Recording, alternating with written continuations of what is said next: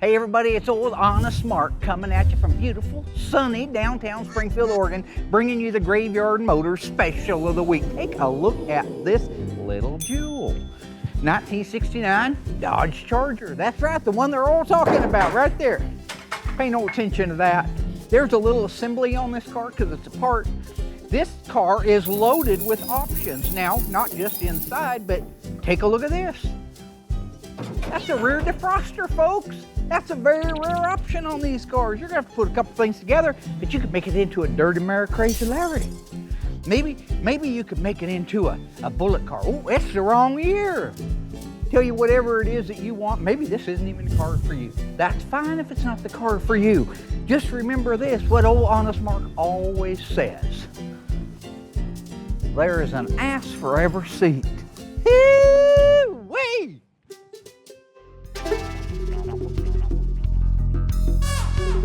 I woke up this morning, got a sticky bun.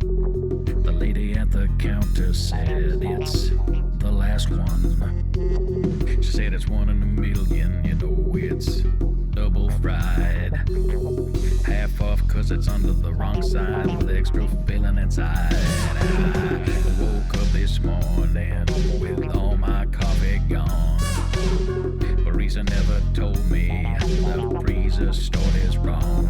But your drive-thru's looking good, maybe. Believe it's a fresh grind. Shame about it. Brewed over a coarse grind. Always brings tears to my eyes. Singing now. Woke up this morning. A bad brew. Got a bad brew, makes me cry. Yeah. Got yourself a bun.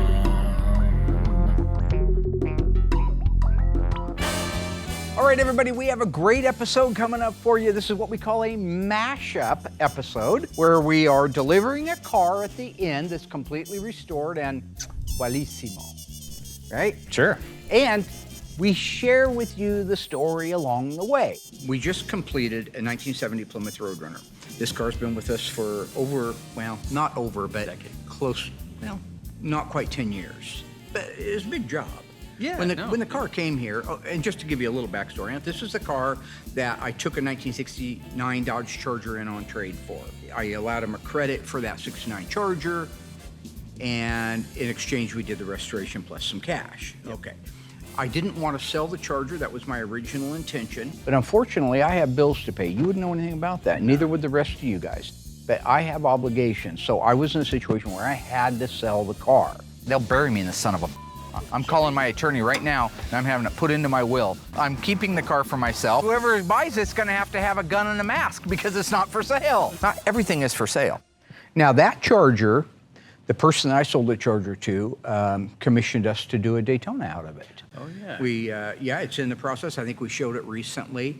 In fact, all the metal work is done, and it might even be that the mud work is done, and now we're getting ready to do the paint work on that. The point is, this little Roadrunner came to us, numbers matching, 446 barrel 4-speed. This car's FC7 in violet, correct? Yep. It is a V21 car, which means? Blackout? No. Blackout where? On the hood. The sport hood treatment. Yeah, sport Yes. hood treatment. Black interior. Yes. And this car belonged to the gentleman's father that we're doing it for. He's had it forever. His dad's gone now. He's restoring the car as, well, it was a keepsake. So the car's taken us a long time between just the fact that we've grown so much over the years. If you look back to the early days of Graveyard Cars and the Pilot when we were working out of a little bitty shop, up to the old bread store at 17 and 20 Main, down to here, we've really grown a lot over the years. It's taken us forever to do this car because of growing pains, because of COVID. We're still, even to this day, we're feeling the pain of it. But when it showed up, it was an absolute mess. Yep. You remember the car? Honestly? Yeah. No. Well, and that's, you know, what an executive producer does is have to purge that There are a lot of information. cars. When that car showed up here, it was really rusty. It was complete, like I say, numbers matching engine, numbers matching transmission, original fender tag, and broadcast sheet. But it was really rough. We ended up doing, oh gosh, go back in my memory. This is the difference, I can remember this. trunk floor extensions, rear cross member extensions, rear body panel, left quarter outer, right quarter outer, full quarters all the way up to the sail. Inner and outer wheelhouses, main floor, under seat pan. I draw a little bit of a blank. I know rockers needed to be replaced, at least sections of it. And I think frame rails, but I wouldn't say that absolutely. I don't want to automatically go to that. But it was a lot of metal work. When it came back, it looked pretty dire straits. It moved through the shop. They replaced all those panels. After they did the panels, of course, what was the next thing? They get the metal on there, everything but the quarter panels. What is the very next thing that they do to a car? After metal? In our flow. Well, it's not completely done in metal. Oh, okay. It's had the wheelhouses welded into place. Okay. It's had the trunk floor put in it, but the quarters aren't on yet. What is the next thing we do before we weld those quarters on? We're going to jam them. We're going to jam them, Yeah. that's right. Why don't you explain to the audience what that is? All right, so you're going to do metal treatment with DP90. Rust preventative treatment. Okay, you know, tomato, tomato. And so after that, then you're going to, oh, I don't know why do you have a pennies catalog? 1975. So the last time I was happy. So, okay, in this case, we've got Brody has been, over the years, what has he been here, 3 years now? Almost 3 years, yeah. He started off doing work like this, doing the DP90, and then Will has just progressed with him. And I mean, at this point, he's actually painting. That's what I had to deal with when I was growing up. That's sad. So the DP90 is a rust treatment or rust prevention treatment, and then you're going to do you guys actually do a primer, or do you do something other than it's The kind of a fake well, you've primer? watched this for a decade. The DP90 is a self-etching primer. It's designed to go over the top of metal to prevent it from rusting, but it must be top coated. So once we do the DP90, what is the next step that we do? The top coat. And what is the top coat in this particular case with FC7 DBC 2210 should tell you? No clue. Base coat, clear coat. Okay. Will did all the jam work on it, jammed the outer wheelhouses, the trunk floor, up underneath the Dutchman panel, because we can now get up underneath there really nicely. That's very important. We're putting paint where even the manufacturer didn't put paint because we're trying to avoid what happened to that car in its first 50 years of life, right, rust. So Brody did some of the paint work, the jam work, the two-tone work on this car. He's really coming along nicely. He is, Getting a two-tone laid out right, making sure that you don't have any ghosting, which is where maybe the tape isn't stuck down far enough and you have the black going to the purple or the purple onto the black. Very important that you don't have those. He did a fantastic job. He did that, he did the DP90, you know, to a point where they could get it back over to the metal guys and wrap up that part of it. After we do the jam work on the car, they weld the quarter panels back on it. The quarter panels came out beautiful, right? They did. Yeah. Sheet metal all fit really good. Then it was in its final metal stages where they fit the door to the quarter to the hood to the fender to the header to the rear body panel to the trunk lid. Make sure all the gaps are where they're supposed to be. We usually like to end up with a little less than 1/4 of an inch, whatever that is, in millimeters, so that by the time they finish putting all of the paint and the bodywork and the filler and the primers on it, we still end up with a really nice 1/8 inch reveal gap. So now when you sit back and you look at the bodywork, it's very, very uniform and it looks very nice. Ready to move over to primer. So let me ask you a question about that, because people will comment on the overuse of like what they just refer to Bondo. as generally Bondo, speaking. yeah. Right. Well, that's because they don't know what they're talking about. You have to use filler on a car to get it smooth, okay? What you have to take into consideration is that filler is very, very thin on that car, very thin. And when you look and you see little spots of metal here and a little spot of metal, but a nice blend out of it. Not a big bulbous standing up piece of metal, but you can see that it feathers nicely into the mud. That's what you call peekaboos, little peekaboo shots all over the place, like the peekaboo killer. Remember the peekaboo killer? I do not I just remember saw the a special peekaboo on the killer. peekaboo killer. Yep. Is that even a thing? I guess that's what he did. Yeah, oh yeah. Overall though, I guess he was a hell of a nice guy and a great cook, so who might have passed judgment? Mud did a great job, came out beautiful, went over to Will. Will did the blow apart, the jam work. Got all the jam work done, got it painted, and it came out beautiful. It was 4 coats of clear, 7 coats, I think he says 7 coats of base to cover, and that car just came out gorgeous. They did the wet sand and the buff, which is a very important part of it. Did they wet sand and buff them at the factory? I don't know. I don't think so. No, they didn't. No, they sure didn't. It was a single stage enamel. What would you? Oh, that's right. It was single stage back then. So you go to wet sand it and you're just going to have whatever color, purple. Right. You'd have it all over your hand. You'd have it all over the floor. And then when you go to buff it, you'll move that metal around and it'll be all streaky and modelly. Yeah. It's not, you can't cut and buff single stage. Right. Because you're just going right into the Metallic, paint. single stage metallic. You can cut them buff single stage non-metallic? Yeah. Oh. Yeah, you just still have red all over your hands, but there's nothing to streak because there's no metal in it. Oh, okay. Yeah. It's called Makes modding, sense. M-O-T-T-I-N-G, motting or mottling. Oh, yeah. You might want to look that up, Einstein.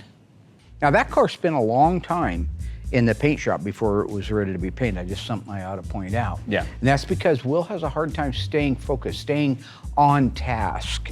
It's like between his phone and his goofing around and everything's a big comedy, you know, everything fun. Oh, he wants to be everybody's buddy.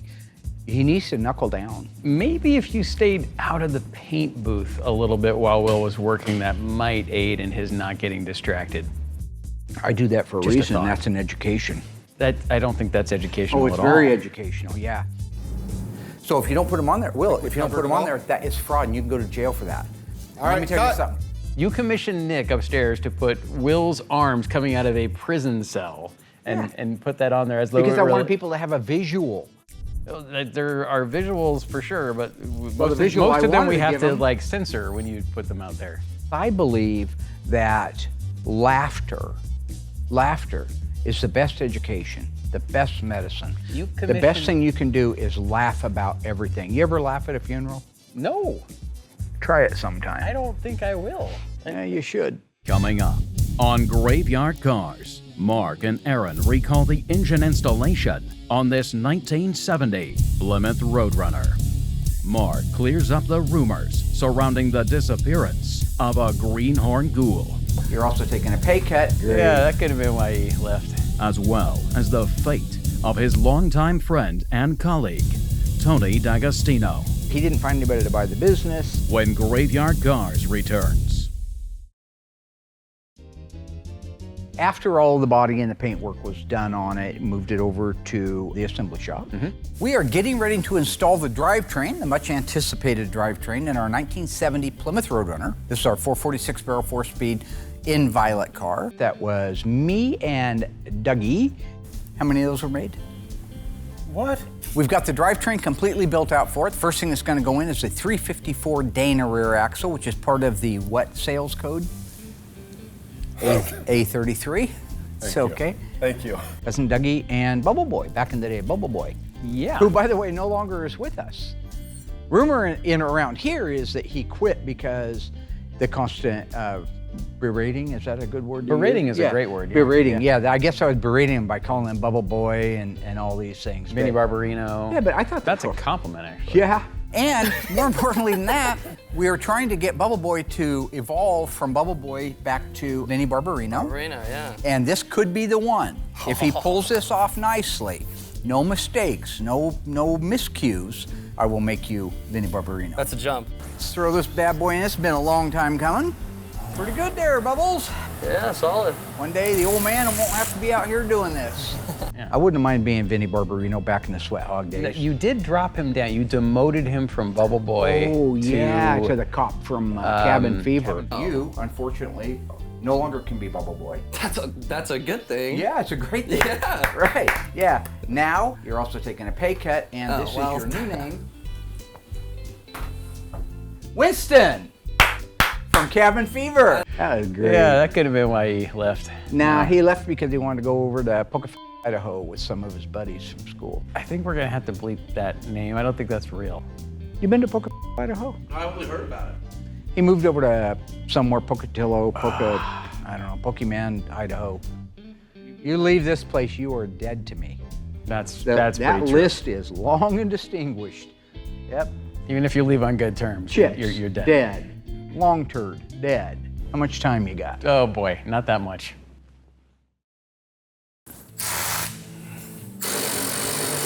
What's wrong with that? Well, there's two that are supposed to go on there. Unless you want to tell Walter Chrysler he made a mistake and there should only be one on there. The Fisher Price man called, wants his hair cut back. All right, raise the car up, Rooster. Raise the car up. Here's your chance to redeem yourself, Bubba Boy. All right. I've noticed you had this new way of doing this with a forklift, Okay, I'm gonna go that way now. Coming in. I'm gonna go forward. Coming in. and you've talked about it before. But what I'm curious about is why are you doing this with the forklift when you were so emphatic about doing it the factory way? I remember back when you guys got the shop crane, back with the AAR CUDA, and you were so excited because you could lift the whole unibody structure over and lower it down onto the drivetrain, just like the factory did. And you did it this way for years. Is this fun for you? No, I'm just curious. This is a legitimate call question. me out for something, for hypocrisy or why would I something. do that? No, what we have figured is, and I'm going to use some words here you may not be familiar with, having the full articulation of a forklift versus stationary hoist, which can only go up or down, right? With the forklift, we have the ability to tip it down at the right angle, tip it up at the right angle. We can shift side to side. It's a more accurate, and it's easier, and it's safer. This mast is so huge I can't see past it. I know. It's in the spirit of how the factory did it. The factory did raise it up into the car. If you look at some of the original assembly line photos, you'll see that's how they did it. We just didn't have a $20 million piece or billion-dollar piece of equipment to do it with. So we use our Doosan forklift, and it works just fine. Works great. So if you're done now, Mr. Hurtful, Mr. Backbiter. It's a legitimate question. You were very excited about doing it the factory way, and then you can go deviate. on That's for a all. long time. Okay. Run on for a long time. At least that song is public domain, and we don't have to cut that out. But sooner or later, gotta cut you down. Wiser words. Sooner or later, gotta cut you down. So they are going to finish installing the transmission crossmember. Put the bolts in that. Then they will lower it down and make the upper control arm connections that need to be made. At that point, we'll be able to lower the car down, put it under its wheels, which we have set in here, and it'll be a roller. So back on topic, these are getting more difficult with you all the time. We got the drivetrain in it. It came out beautiful. We were able to move on to the next step. You question me, you question the manner in which I do things, that's fine. Okay, I quote things sometimes, but here's an original one for you. Heroes and villains, sinners and saints. If you didn't have Mark Warman, you'd have to invent him. So why don't you point out where I've taken that from? You have Cool openly breeze. said where you've taken that from in an episode fairly recently. That's from Don King. Heroes and villains, sinners and saints. If you didn't have Mark Warman, you'd have to invent him. And that is Don King. Who? Don King. The guy with the hair? Yeah, the guy with the hair. Oh yeah. I should get my hair like that, shouldn't I? All up crazy. Like I got electrocuted. After the break, Mark presents an autopsy report on a special 1970 Plymouth Superbird with a rare Lynch Road tag. It isn't until you get to the last two lines, everything changes. Mark and Aaron discuss the details of the window assemblies and why these parts could soon be extinct. You guys need these parts. Is his business still going? I don't know. Find out when Graveyard Carz returns. This 1970 Plymouth Superbird left the factory with a 375 horsepower engine, 4-barrel, which is standard by the way, a 4-speed manual transmission, and an EK2 Vitamin C Orange. It's wearing most of its original paint, and it happens to be the subject of this week's autopsy report.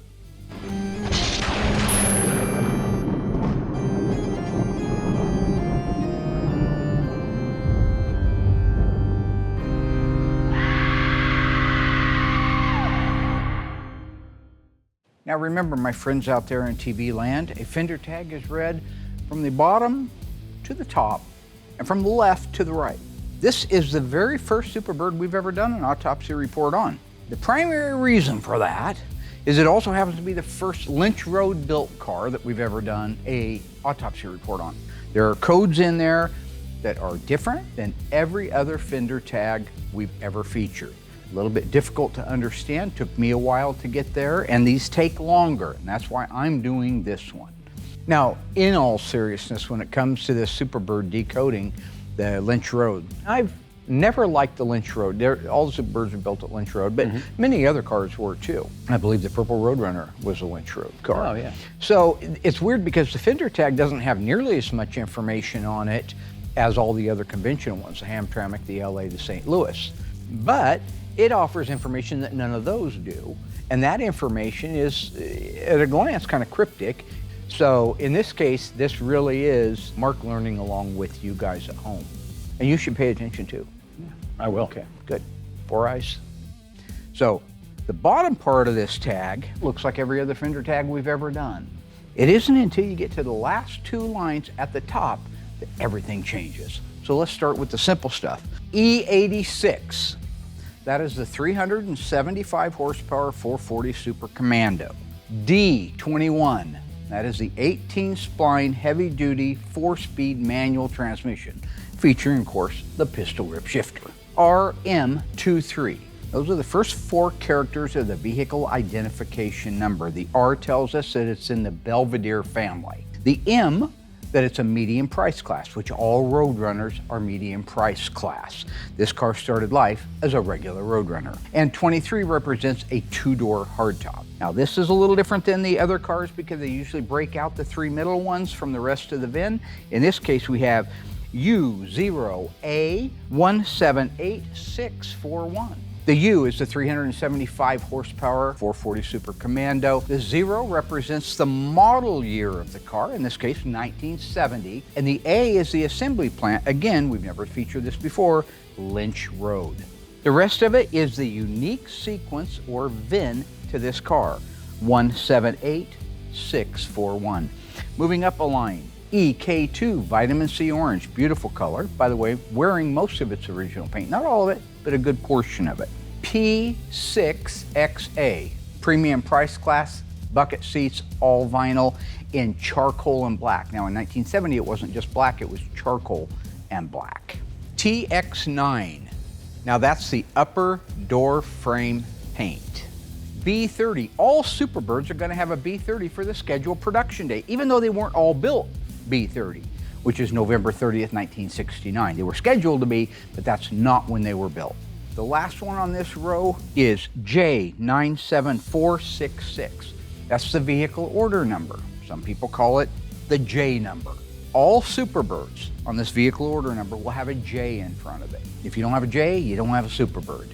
The next series are a unique vehicle order number given to this car that you can trace back to all the J series cars and figure out when this car actually was assembled at the Lynch Road plant. Going up a notch to V19. V19 represents a special order, all vinyl black roof.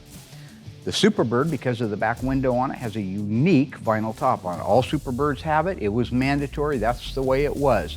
That code is also unique in V19. You'll never see a white vinyl top on one, an orange vinyl top, blue one. You'll never see a paisley top. All tops were black vinyl tops. It was mandatory with the A13 package, which is what gave you a Superbird. V88. This deletes the 1970 Plymouth Roadrunner transverse stripe that goes across the trunk, because that was standard. A lot of people think that the Dust Trail stripe was standard. It wasn't. The transverse stripe across the back end of the 70 Roadrunner was standard. They didn't want it on the Superbird, so they killed it. They knew with the A13 package it was going to get the huge letters that call out Plymouth. Next lineup is the last time we see anything we're familiar with. 2.6. That means it's a 26-inch radiator. Max cooling, mandatory on all Superbirds, as is power disc brakes and some other features.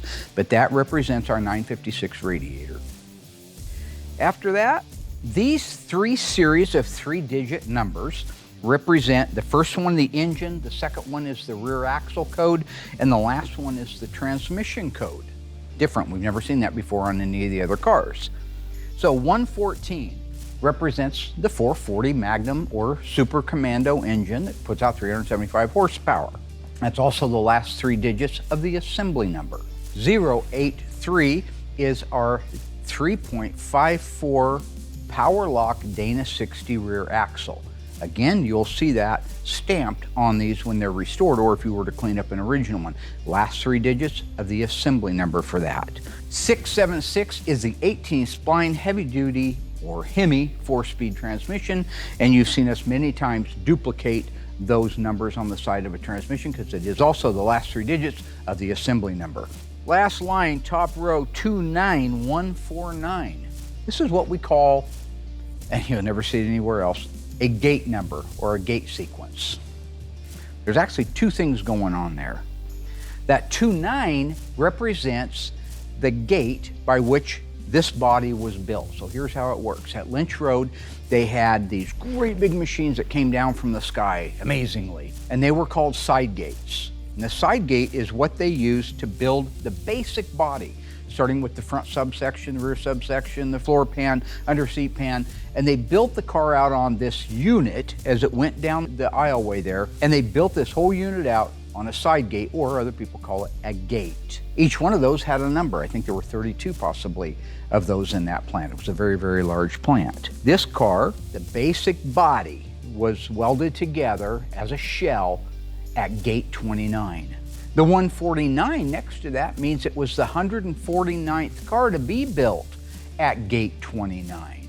178522.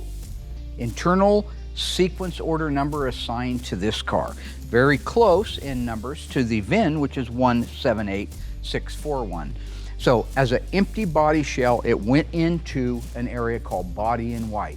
That's when it was assigned the 178522. So that's a lot of information there, folks. I appreciate you watching. That ends this week's autopsy report. If you have any questions or concerns, reach out to Tony D'Agostino. That's right, Tony D'Agostino. I would encourage you to reach out to him in case I got anything wrong or whatever. Not that I got the information from him, because I didn't, but now that he's retired, he has nothing to do.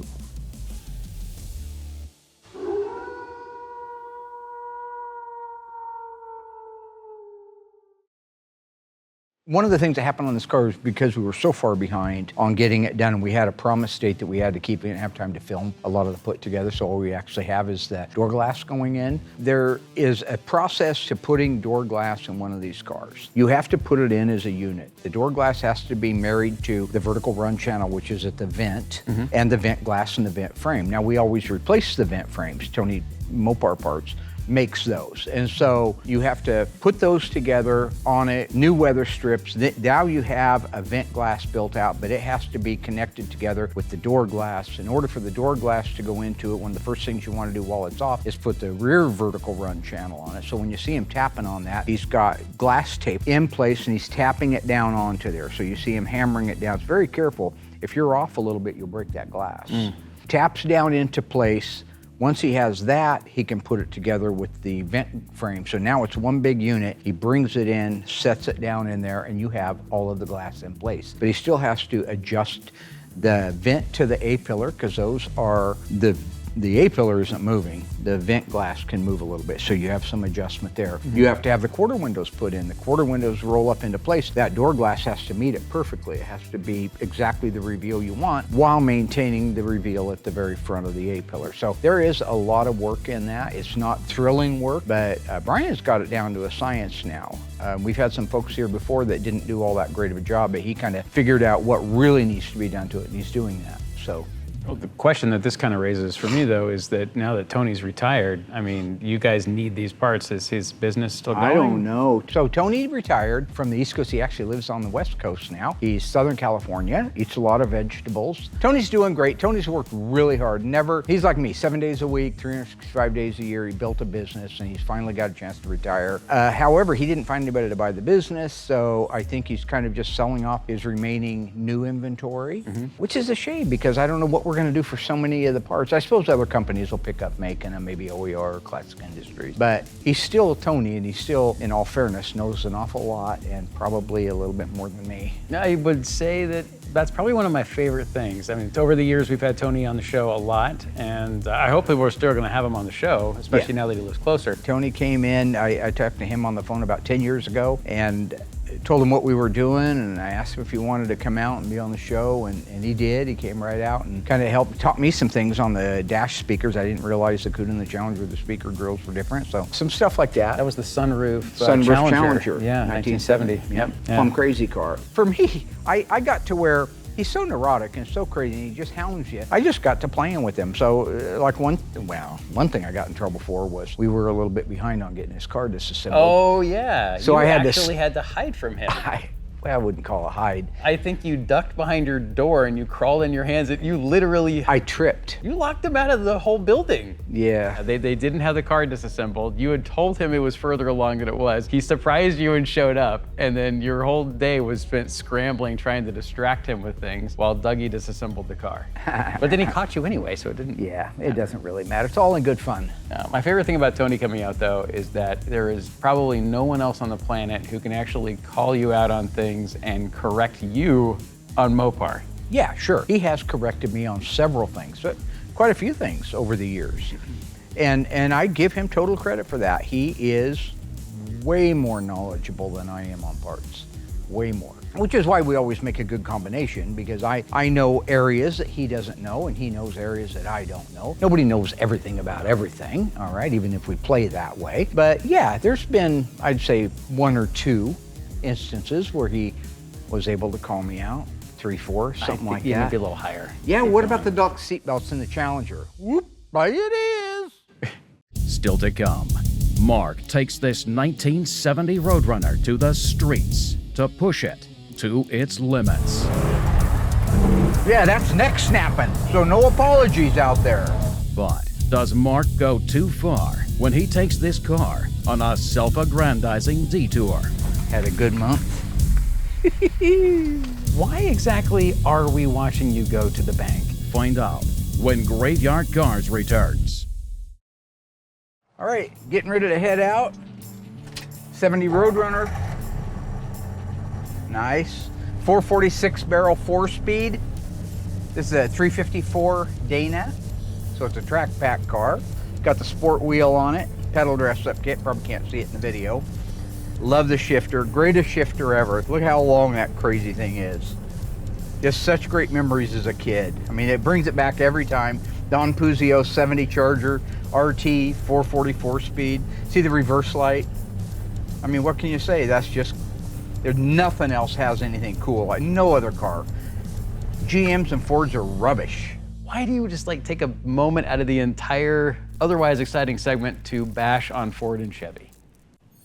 Well, thank you for asking, Mr. Sarcasm. I will be happy to answer that question. When I think of all the great things about a Mopar, immediately I think of the rubbish that's out there. These guys who used to rub my nose in caca when I was in school. Hey, Warman, what, is that the SS Minnow? Because they're a big car, Dodge typically made a big, your car's a boat, it's a boat anchor. Well, now today, Mopars are the coolest cars on the planet, the most collectible cars on the planet, and I am just rubbing their nose back in the same thing. If you drive a Ford or you drive a Chevy, that's fine. They all made some decent cars, but don't ever compare them to a Mopar, because it's like comparing you and I together. So we're gonna take off from the shop. Motor sounds good, clutch feels good. There's that old Hemi 4-speed whine. Nothing you can do about that. It's an old crash box. Brewers did a fantastic job. I sent this out to them, went through everything, puts in all new synchros, whatever gears are damaged, everything is replaced in it, and it shifts nice. That right there worked really nice. So I know you talk about the whining noise here, but why is that?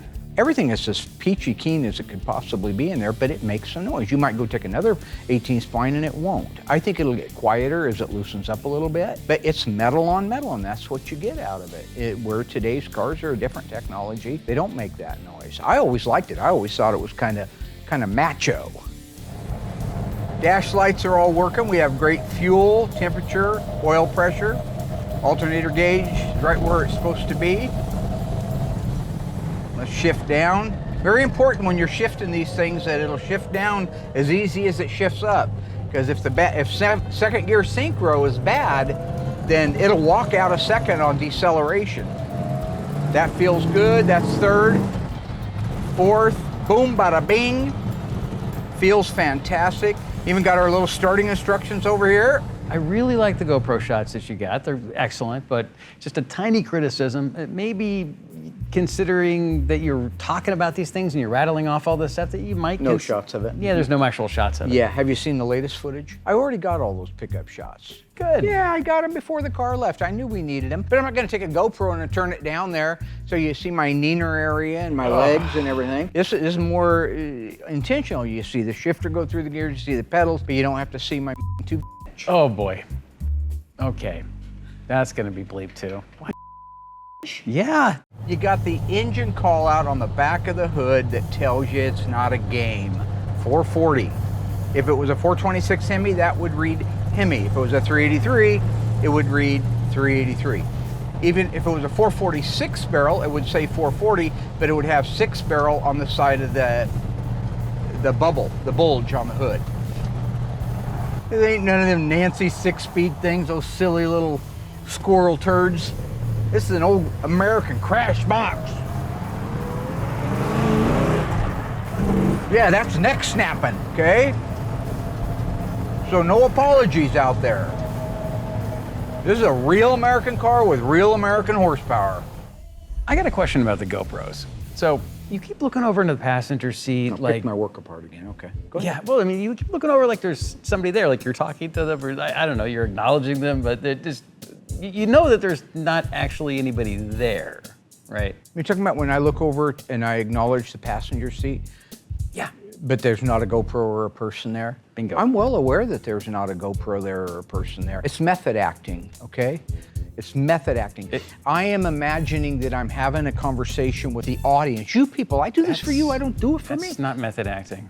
Yeah, no, method acting, my friend, is when you go into a role completely, 100%, like Jack Nicholson would do in A Few Good Men. I don't think that's method acting. It's a method of acting. It is a method of acting, yes. There's second, let's get this mother rolling. Third gear, drop the hammer, neck snapper. Bad Leroy Brown right there. Feels fantastic. That's the way a car should feel. You know, watching this footage, what this reminds me of is pretty much the exact same car, but a 383. You're talking about the 70 Roadrunner 383 FC7 car. Yeah. Traveling down the streets of Springfield, Oregon, gosh, 12 years ago.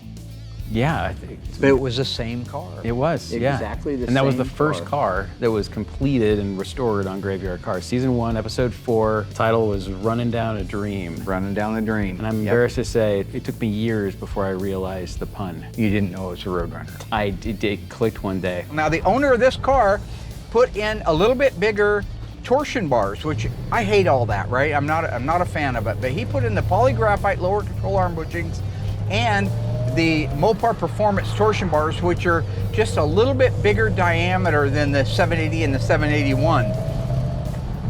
It means you won't have the 780 and the 781 stamped into the back of it. So if you're going to an OE judging, probably going to get docked for that. But boy, does that handle nice. Does that feel good?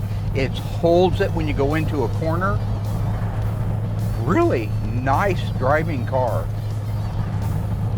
It's fun to see the looks when you're going down the road in this car.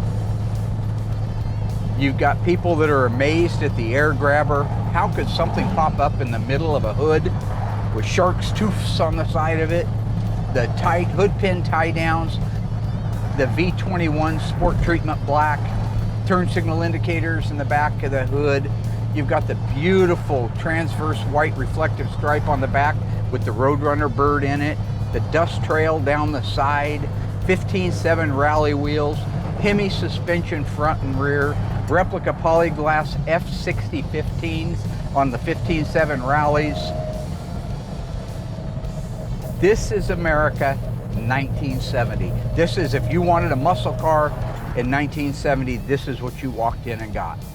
Now, here, folks, is where I thought would be a perfect place to end the episode. He has a good line, he's driving. This is like the perfect punctuation for the end of this whole episode, but Not funny. okay, maybe not funny, but still, nice ending. And actually in the original edit that we were looking at, this was the ending. But then Mark saw it and said, wait, no, we gotta add something back in.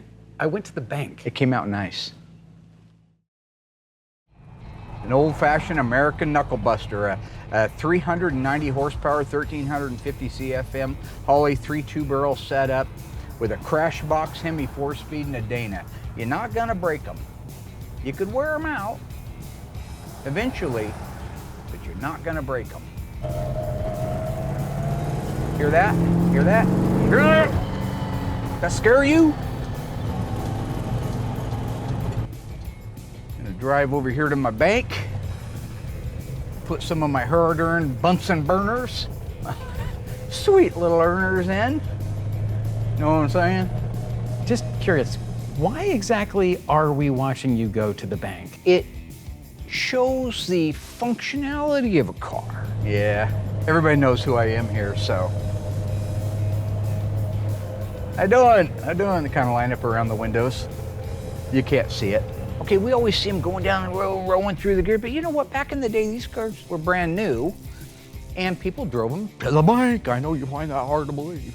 They drove them to the bank. They drove them down to the grocery store. They went to the drive-ins in them. I'm just trying to share with people that these cars can still be functional, that they work like a regular car. They're not just a big purple trophy. Because they can't put that together, you know, figure that out. I try to give them a visual. All right, here we go. So part of your extensive testing when driving these cars is to run them through normal, ordinary things like going to the bank while the cameras are rolling, so you can deposit a check. Alrighty. I'm gonna throw this mother biscuit in there with a card. That's Nick Nolte. Did you recognize it? That's Nick Nolte. 48 hours. Oh boy. Yeah. Yeah. Now, no, what are you doing, I Don Vic? It's one of my first checks from Graveyard Motors. Had a good month.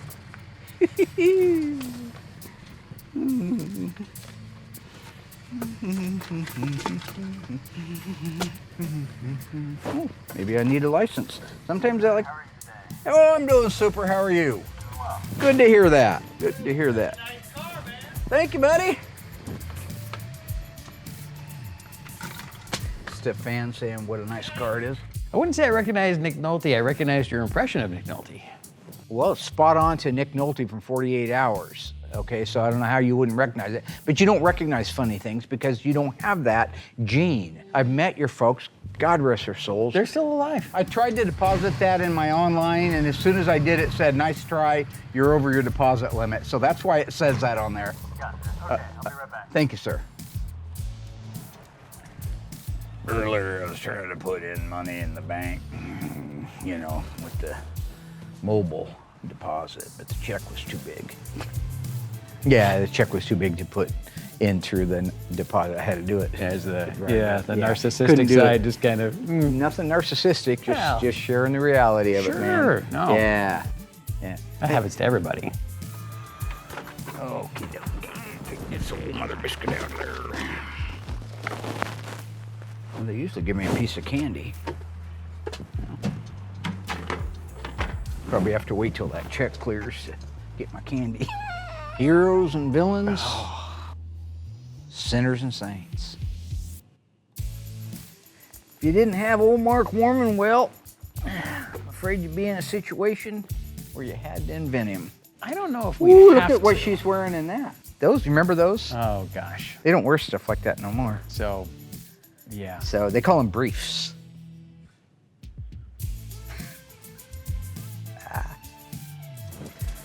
All right, let's see if it starts. This is the big embarrassing moment.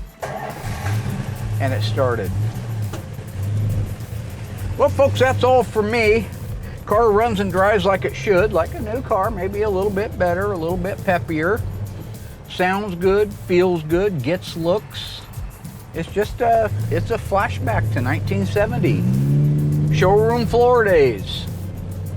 So if you got one of these things in a garage and it's been sitting there for 50 years and it looks terrible, you ought to call old Trey up. Give him some of them Bunsen's you've been holding on to. I'll restore it for you. Make it brand new. As long as you got a decade.